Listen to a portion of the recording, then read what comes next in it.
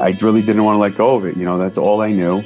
We decided to sell it and just move on with our lives. And it was probably the scariest moment of my life.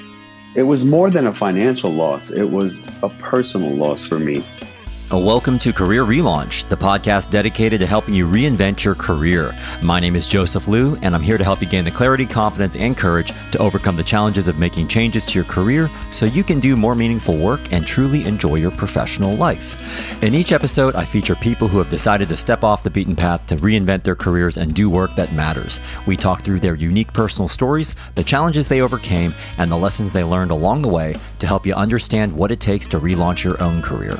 Today, my guest is going to share his story of relaunching his career from running a family restaurant in New York City to becoming a realtor in Las Vegas. We'll talk about the emotions of walking away from your career and the barriers that stop you from moving on. Afterwards, I'll address a listener question about balancing practicality with aspiration. Before we get started today, I wanted to let you know I'm hosting my next virtual fireside chat on Thursday, April 29th on managing the emotions of changing careers. I'll be joined by special guest Sophie Scott, a leading voice in well-being and founder of Balance, the UK's award-winning wellness media brand. Now, if you're a longtime listener, you may remember Sophie from this show in 2019 when she shared her own career journey as an aspiring actress turned founder turned psychotherapist. During this 1-hour live Q&A discussion, you can ask anything you want about the emotions of changing careers and also connect with other Career Relaunch podcast listeners around the world. Some of the topics we're going to try to tackle include how to manage the common stages of career change, handle the judgments of others, overcome imposter syndrome, and how to deal with all the uncertainty and stress that inevitably comes up when you're relaunching your career. You can register to join the free event at careerrelaunch.net/21429. Space is limited to the first 50 people who register. And again, you can register at careerrelaunch.net/21429. Okay, on to today's show. Today, I'm speaking with Youssef Salameh, who was born and raised in New York City. He and his mother, originally from Lebanon, built a successful restaurant brand there named Wafa's. And for 11 years, the restaurant did really well, featured at the top of most major publications' food lists. But eventually, they had to close down their restaurant, and in early 2020, Youssef, his wife, and daughters moved across the U.S. to Las Vegas to launch Wafa's there. But then the pandemic hit, and Youssef dropped his plans to open a restaurant there and decided to instead pursue a completely different interest of his, real estate. Now, I decided to have Youssef on the show because his story is one that you might be able to relate to. Sometimes we invest a lot into one path in our career, and even when we know we're not completely happy, we just keep hanging on. But as Youssef is going to describe, sometimes when the writing's on the wall, you just have to change course. You can get all the show notes from today's episode at careerrelaunch.net/73. Youssef spoke with me from Las Vegas. Youssef, hello. Thank you very much for joining me on Career Relaunch today. It is great to have you on the show. Thank you, Joseph. It's great to be here. All right. So we got a lot to cover today. We got to talk about your time working in the restaurant industry and then what you're up to right now as a realtor. Could you just start us off by telling me a little bit about what you've been focused on in your career and your life? Well, as of late, I've just been focused on the real estate industry as a whole, getting to know the ins and outs of it.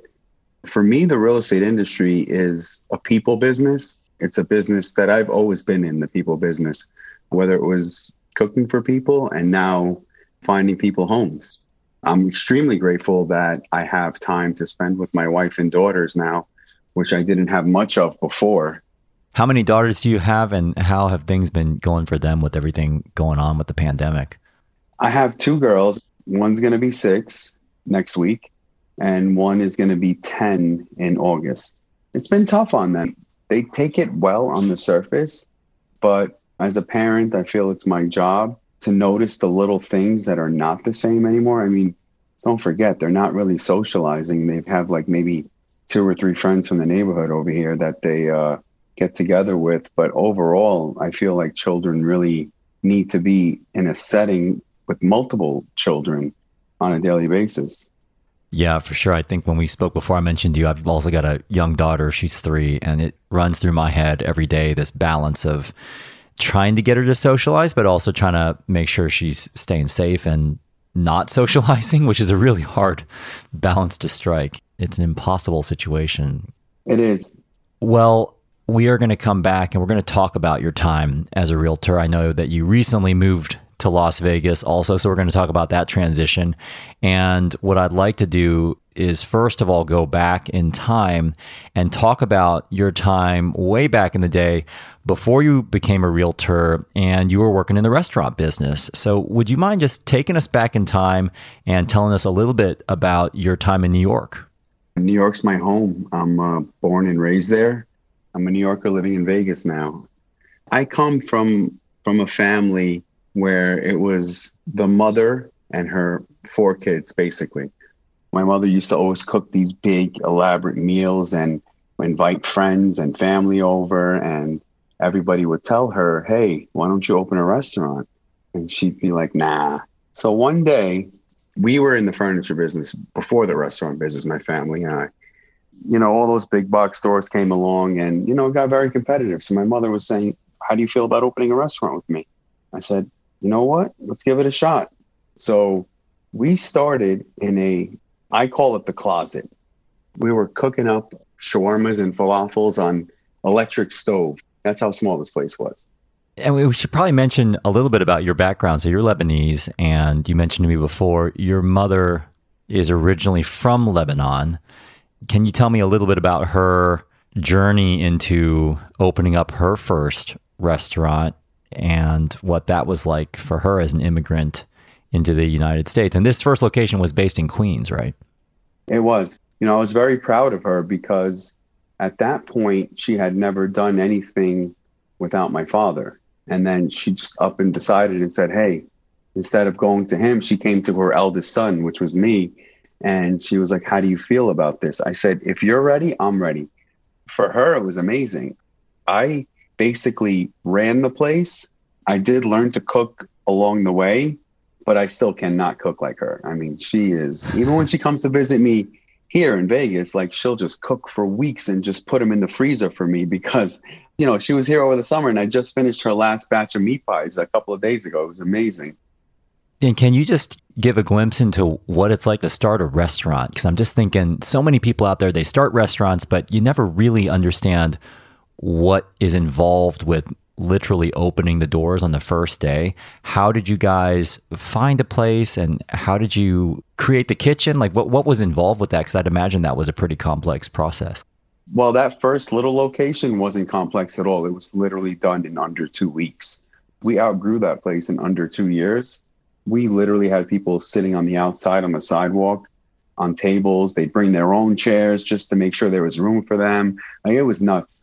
And then, the city started coming and warning us like, hey, you can't do this. So we had to close up shop there. But we found a place just 2 blocks away, which was a full service restaurant. At this point, we had some experience, we thought, and we jumped in with both feet. Now, with this place, setting up a kitchen, it's very intricate. It's very important to the flow of things. You have to have it set up in a way where you start at A and you move in a certain direction to B, C, D, E, F, and G. And G is basically where you send the food out. Everything has to be laid out because you're working on a system. You're like a clock. In addition to that, you have to make sure your health codes are up to code. You have to make sure your fire department codes are up to code. I mean, there's so many moving parts. And that's kind of the job that I took on, worrying about everything but the cooking. And obviously, like when we were short staffed, I became the jack of all trades. I would help my mother cook. I would wait tables. I would wash dishes if I have to, It just turns into a thing where if you want to be successful, you have to do anything. You're not too good to do any job.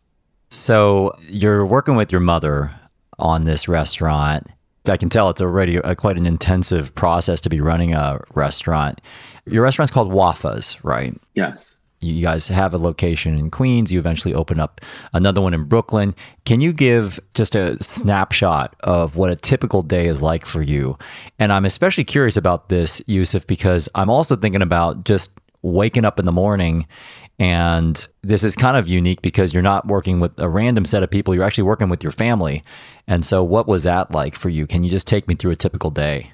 Well, a typical day for me is waking up at 7 a.m., having breakfast, coffee, seeing my family for maybe an hour, and then rushing out the door.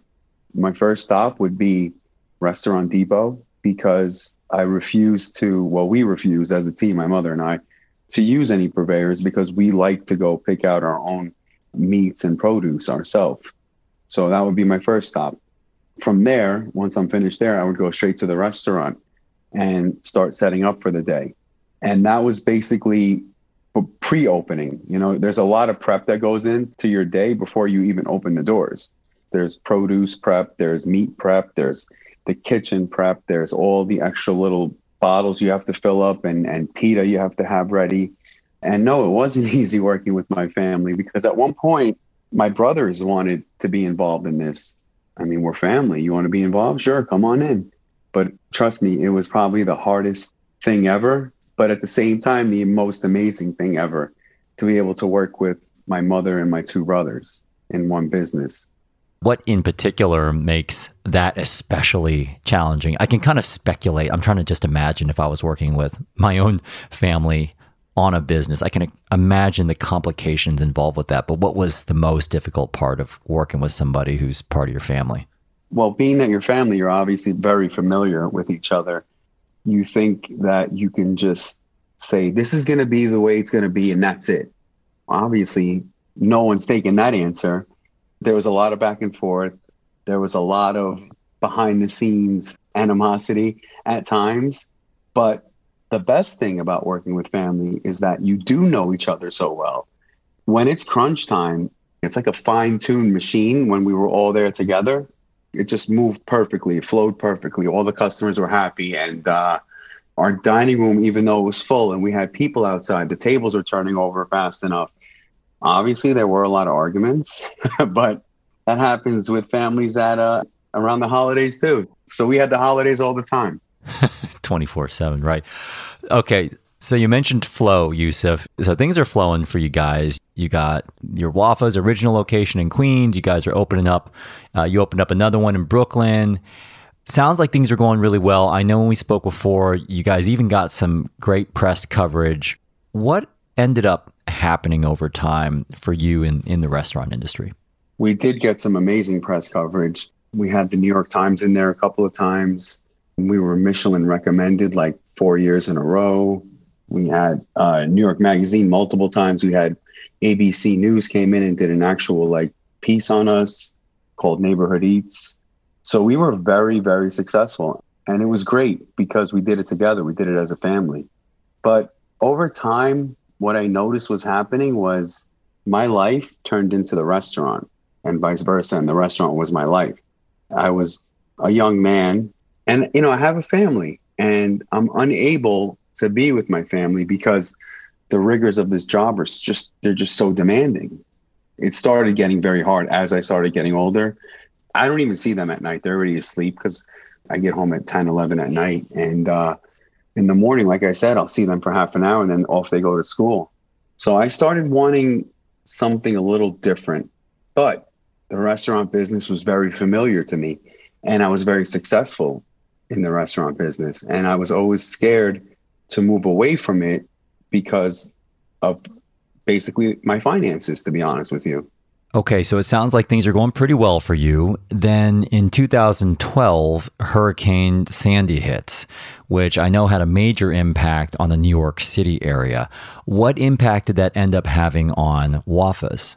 The salt water had gotten into the train tunnels.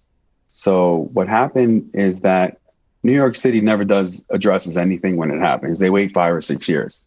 At this point, we just had the Brooklyn location.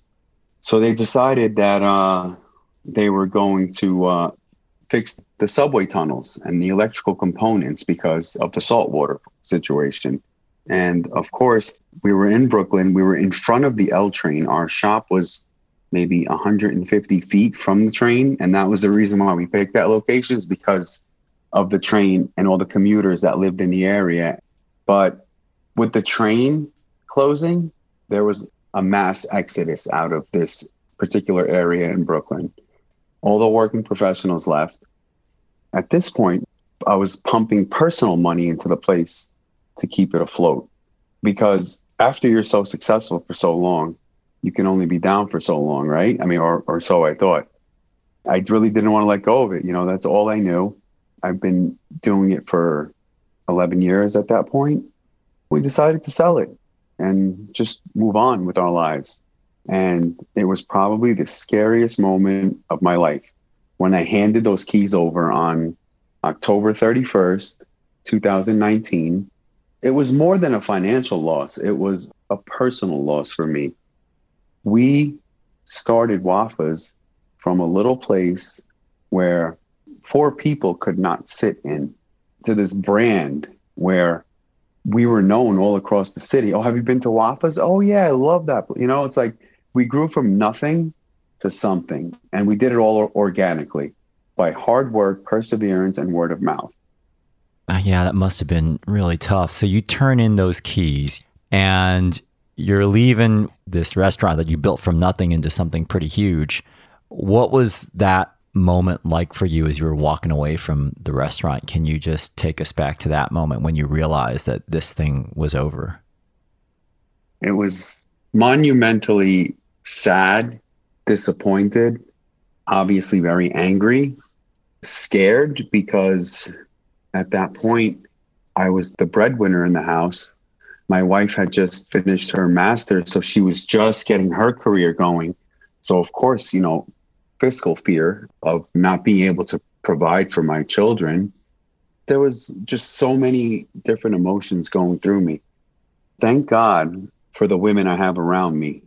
You know, they made me just realize that this is just a setback, and I've been so good at what I did for so long that there's no reason why I can't be good at it again or at something else. At the end of 2019, you sell Wafas. I'm imagining, okay, everything you've known is now gone. What did you do next? I took a trip to Vegas with my wife and my daughters. Right. And your wife has family there, right? She does. Yeah. Her aunt's here and her cousins. It's been hard for me to get away with them. So she said, well, how do you feel about going to Vegas right before Christmas? I said, sure, let's go. So we came. We stayed with her aunt. I rented a car. And I don't know, I was driving around one morning and it just seemed so peaceful to me. You know, I didn't say it to her right then and there, but when we got back to New York, you know, because we've been thinking of leaving New York, but I never left because of the restaurant, honestly. So, you know, I tell her, I'm like, you know, I didn't tell you this, but I could probably live in Vegas. She said, really? I was like, yeah. She said, you want to try? So what happened was we basically were just hanging out watching reruns of The Sopranos one night, and we decided to move to Vegas. That's what happened. Right. Okay. Yeah. Okay. And then you get there early March 2020 when you were on your way over to Vegas. What did you have in mind that you were going to do when you got to Vegas professionally? My wife got here in February. I got here March 3rd. My plans were either a brick and mortar restaurant, Wafas, Vegas, or a food truck. Food was still in the picture for me, but not even 10 days later, the world shut down. Right. And you see what's going on with these restaurants. Anything to do with hospitality was breaking down, literally. And I felt horrible. You know, I felt horrible for these people because I felt like these people were my kinfolk almost. I just couldn't believe how bad it was for them, to be honest with you. But that was also the moment that I realized I can't do this anymore. Somebody bigger than me doesn't want me to work like that anymore or work in that industry. So I took a step back and I had to reevaluate my course. So this is really interesting, Youssef, because it sounds like it felt like the time had come to move on. And at the same time, this is all you knew for many years, the restaurant industry. So how did you then pick up the pieces? Sounds like you had the realization that this restaurant path is definitely not going to work, at least not right now. How did you then regroup and decide what to do next? I just took a couple of steps back because I didn't even know what to do. I was confused. I was back to handing in the keys in 2019, basically. My plans were shattered. I really didn't think much, to be honest with you, in the beginning after COVID. I thought it was going to be that initial 2-week shutdown, and then we'd be back to life. But lo and behold, that wasn't the case. What I did was take a mental break, and I had no interest in talking about work, career, or a restaurant or anything. I had zero interest in talking about it. So what I did was, maybe for 2 solid months, I just ate. Right.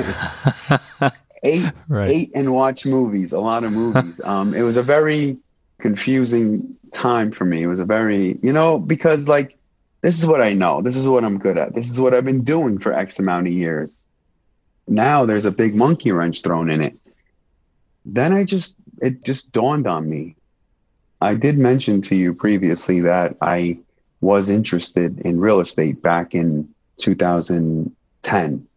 And I took the real estate course in New York, and I passed the test. But of course, I went back to Old Faithful. I stayed in the restaurant business because as long as I put in the work, it was guaranteed for me.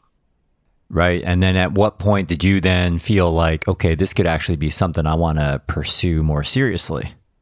It wasn't like a solid plan for me. It was like, okay, I'll give this a try. But it wasn't like I was going to do it with all my heart and my focus, because I'm used to providing. I'm used to going out, doing A, B, C, and D, and bringing home whatever I'm able to provide with. And now I'm put in a situation where, or so I thought, that I've got to chase people to get things done. Boy, was I wrong. Right. So in late 2020, I get that you were not maybe fully committed to this. You weren't 100% sold on the idea of going into real estate, but you go ahead and you train to become a real estate salesperson. Can you walk me through what some of the steps were that you took to make this more formalized in your life? Well, you have to register for 90 hours, I believe it is. 90 hours of real estate courses. So I registered, but I refused to do it online. What happened was I had to wait until October of 2020 to actually walk into a classroom due to COVID. And when the classrooms opened, I went in, started the course. I met some great people. And then the wheel started turning. Then I started saying, okay, after talking to people in the industry and seeing what they do and seeing their success and seeing that this is just about putting in the legwork. And if you put in the legwork, this is where you can get. Mostly it's a people business. So I started to get that fire under me again. And then I took the courses seriously and I studied. I even went to the extreme of, because Nevada was still locked down, so I couldn't imagine finishing my course in November and then having to wait until January and February to take the test. So I said, you know what? I'm going to drive to Utah. I want to get this thing out of the way because, I've got the knowledge and I know I can do it. So I drove to Utah. I took the test. I passed it. I came back and I started interviewing brokerages. And now you're at Schofield Realty. I guess you've only been in this for a few weeks. What has it been like for you to make this transition into becoming now being a realtor? I signed on with Schofield December 14th. Even though I've only been legally licensed for about 3 weeks now, Kirby, the broker at Schofield, the owner and the broker, he doesn't want you to waste time. So as soon as I signed on, I jumped into the boot camp there. So the boot camp was basically for new realtors to be more familiar with the transactions and the paperwork and the process and everything. So I jumped right into the boot camp. I got a great mentor, Mikey. He's a great guy. I'm in this thing to learn it from the ground up. And I know I'm going to make some mistakes along the way, but you know what? That's life. People make mistakes, and that's how they learn. And they get no's after no after no. I feel like that's just what makes it so much better when you do get that yes. And what are you most excited about right now, Youssef, as you look ahead to your career here as a realtor? And what are you also most concerned about? I'm definitely excited about this new career change. This is something that I never saw coming. I didn't see myself being this excited about being involved in another career, especially at 40 years old. I was just like, what am I going to do? But I'm just excited to keep meeting new people that I can help with this monumental decision that they're making in their lives. It's just such a great feeling to walk people through this process. My main concerns are things that I wouldn't be able to control that just come out of left field. Those are things I try not to worry about, to be honest with you. As far as like my career is concerned, I'm really not concerned because I know my work ethic. When I love to do something, I do it with 110% every day, all day. It's funny because it's like, if you would ask me that question, if I was in the restaurant business, I could have rattled off like 10 or 20 different concerns.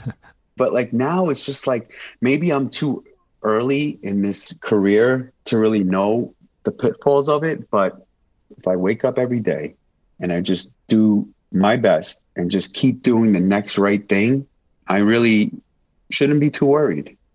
Well, the last thing I want to talk about, Youssef, before we wrap up here is just this topic of going into a field that you previously knew very little about and is quite a radical departure from what you were doing before.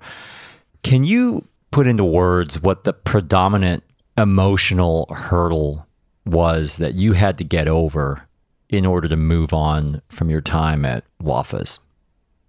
Pride, definitely pride. I was very proud of what I did, what we did, not just me, my mother and I, my brothers when they were there. I also have a sister. I was very proud of her when she showed up and she helped when she saw how busy we were. But for me, it was a different type of pride. It was like, I own one of the best Lebanese restaurants in all of New York City. It was like that type of pride. So I guess that's why it was so hard to let go of it. And that's what was the best thing about this journey for me. I learned how to humble myself. You know, I've learned a lot along my journey. I'm just glad I landed on my feet. What do you think is one of the biggest lessons you've learned along the way during your career change journey? So I felt like even though it was like 11 and a half years for me over there, it felt like 20 years because of how much work had to be accomplished on a daily basis. It only took me opening my eyes and looking at it to realize it, that there's a much easier way to basically live and work. As far as changing careers, it's very scary, but it can be done. I really hope that people that are on the fence about it, even if I could just convince one person to give a shot to something else that they've had their eye on, I feel that this chat of ours would be extremely successful because it's scary. It's hard. It's so many different emotions go through a person, from finances to fear to pride to sadness to anger to resentment. There's just so much going on when you're changing a career because that's just the way it is. I guess I got too comfortable. We get too comfortable doing the same thing in and out. Well, speaking of changing careers, can you tell me a little bit more about what Schofield Realty has been doing to grow their team? And I understand that they offer a special program to people who are interested in learning more about real estate. Schofield Realty, it's owned by Kirby Schofield, and he has his wife Beth there as well. He's giving scholarships out to people that have lost their jobs due to the pandemic. And he's giving them a scholarship to basically go to real estate school, start their training, and then he'll have a position waiting for that individual at his brokerage. I really respect that. Honestly, I'm very proud to be a part of that team. Well, that's great to hear. It sounds like a great program and very generous offer to those who have been either laid off during the pandemic or making a career change during this time. So, yeah, absolutely. Yeah. Well, thank you so much, Youssef, for telling us more about your former life as a restaurant owner, your transition, and what you had to do to move on to something new. So best of luck with your new career as a realtor and also with your new life there in Las Vegas. Yeah, thank you so much. I appreciate it. So I hope you heard some useful insights from Youssef about the emotions involved with walking away from your established career and what's involved with leaping into an entirely new industry. Now it's time to wrap up with today's Mental Fuel, where I'm going to address a listener question about whether your next career move should be one that's practical or aspirational. Before we get to today's Mental Fuel, I'd like to thank Grammarly for supporting this episode of Career Relaunch.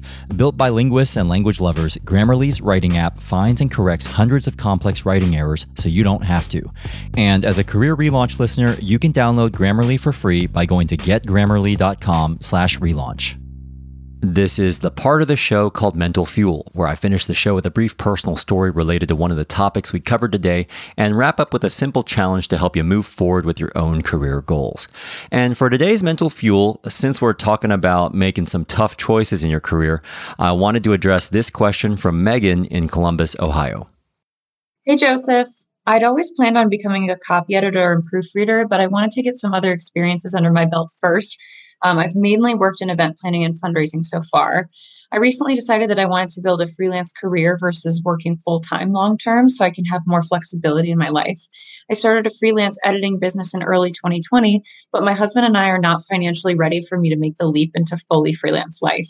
I need to keep working full-time for now while continuing to build a client base for my business so I can drop the full-time work in a couple years. I want to move over into full-time editorial work, but because I don't have the type of experience many of the jobs I'm applying for are requiring, it's been really challenging to make progress. Most of my experience is in nonprofits and fundraising, but my passion and talents lie in editing, especially now that I'm building a related business on the side. Should I focus more on nonprofit jobs like the one I have now, knowing I'll have a better shot at those positions and there'll at least be a slight improvement from my current situation? Or should I hold out for the job I want? Should I be trying to do it all, work in a full-time job, start a business, and apply for both fundraising and editorial jobs? Or is there a better way to move forward without sacrificing my energy and free time? I know every situation is really different, so if there are certain factors I should be considering, that would be great. Thanks so much for all you do. Okay, Megan, thanks for your question. So first off, this situation you're describing about needing to maintain your full-time job while continuing to build a client base for your side business is one I can definitely relate to. I was actually in a very similar situation when I was working full-time in the corporate world as a marketer while trying to get this independent career consulting business off the ground a while back. Not letting go of your full-time job until you feel fully ready to make the leap is the same approach I took, and one that works well for the vast majority of my clients. But I know it can be a tricky balancing act between being financially practical and at the same time aspirational in feeding your true interests. So I heard a couple questions in there. The first is about whether you should focus on trying to land your next role in an area more closely related to what you're doing right now, even though you aren't super happy in that role, or to hold out for a job you really want. The second question you asked is about whether you should try to do it all with that full-time job and side gig and applying to both types of roles, or if you should focus your efforts. So I've got 3 thoughts for you to consider, Megan, keeping in mind that this depends a bit on your exact situation and how much time you have before you need to make your actual next move. First, when considering whether to find a job that's closer to what you're currently doing instead of what you really want to do, I'd suggest you think about how much making a slight tweak to your job is going to truly change how you feel about your job on a day-to-day basis. So, for example, if you were to stay in the nonprofit world and continue to work in event management and fundraising, perhaps just a shift to a different organization or slightly different role could make a difference. But the question is that going to make a meaningful difference to your overall satisfaction? Or is it just going to result in you being in the same situation you're already in right now, yearning to do something else? If it's the latter, I'd recommend you at least aim for the job you really want, even if that takes you a little bit longer, because your current job sounds like it's already playing the role of simply paying the bills anyway, at least for now. So it can actually provide you with some stability while you look for something else. Second, if you do take another closely related job rather than the job you really want, you just have to jump ahead a bit and think about the long-term implications of further reinforcing your association with the nonprofit world rather than the editorial world you're trying to enter. Typically, as you accumulate more roles within a certain sector or function, your professional identity becomes a bit more tightly wrapped around that space, and it can become harder to then extract yourself from that arena later. For example, when I was trying to shift from consulting to marketing many years ago, the easier route would have been for me to just try and work for a pharmaceutical company because the consulting firm I worked for was closely associated with the healthcare industry. But it would have then been much harder for me to eventually move out of the healthcare arena later. So although it was harder to pull off, I put my eggs into the consumer packaged goods marketing arena, knowing that if I could land a role there, it would ultimately and eventually open up more doors down the road to me doing more of the type of work I wanted to do. Just one more thing on this question of trying to do it all versus focusing your efforts. What you have to think about here is the amount of capacity and energy you have to spin a certain number of plates in your life and your career. Now, I'm not saying it can't be done, and you strike me as someone who could probably pull it off, but there are only so many hours in the day, and you only have a finite amount of energy you can deploy each day. Even the most ambitious, accomplished, efficient people out there have limits.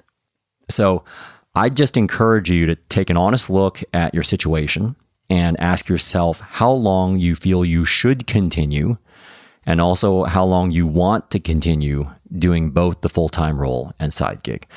When I was doing both, I found it quite exhausting over time, to the point where I eventually realized something had to give because I was just spreading myself too thin.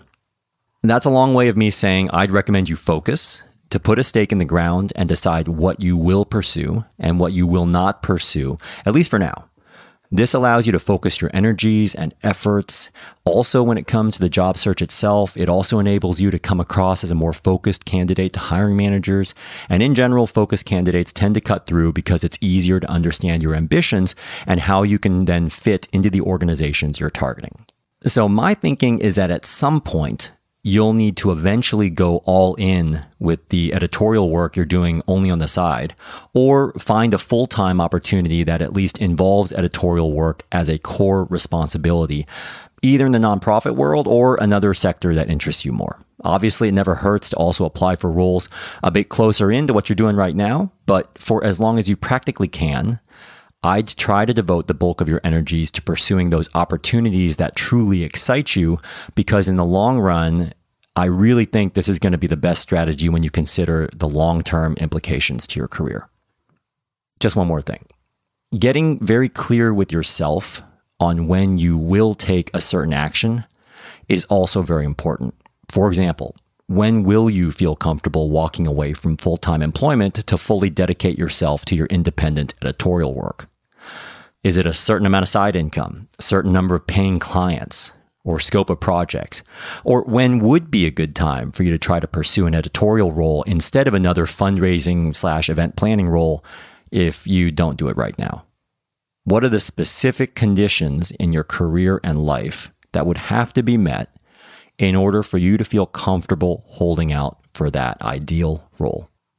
This brings me to a quote from Michael Nolan. There are many things in life that will catch your eye, but only a few will catch your heart. Pursue these. So my challenge to any of you thinking about changing course in your career is to get very clear with yourself on what specific metrics you'll use and hurdles you'll need to cross that will trigger you to pursue something else, to define where you'll draw that line. Will it be a certain number of days each week you truly enjoy your job versus dread your job? Or accumulating a certain amount of savings so you can feel comfortable weathering a temporary hit to your income? Or will it be something more personal? The number of days each week you can actually tuck your kids in at night? Or the amount of time you feel energized versus depleted? Decide what's important for you to have, and if you cross that line from your situation being acceptable to unacceptable, make your bold move. knowing that your transition may be an emotional one, as Youssef described earlier, but certainly one worth making. If you or someone you know has made a career change recently, I'm always interested in featuring people who are willing to share their honest, transparent stories on the show. Some of the best guests on this podcast have actually been listeners like you. So I'd love to hear from you at careerrelaunch.net/voicemail, where you can leave a message and tell me what change you've recently made in your own career, or apply to be on the show at careerrelaunch.net/apply. You can also visit careerrelaunch.net/73, where you can find highlights from my chat today with Youssef and learn more about Schofield Realty in Las Vegas. Again, that's careerrelaunch.net/73. Thanks so much for listening to Career Relaunch, and a special thanks today to Youssef Salameh for sharing his personal story with us today from Vegas. All of us in the Career Relaunch community wish you the very best in your new role as a realtor. This episode was mixed by Richard Pennington. Electrocardiogram wrote and performed our original theme song. I'm Joseph Liu. I hope you remain safe and healthy wherever you are, and I'll talk to you next time.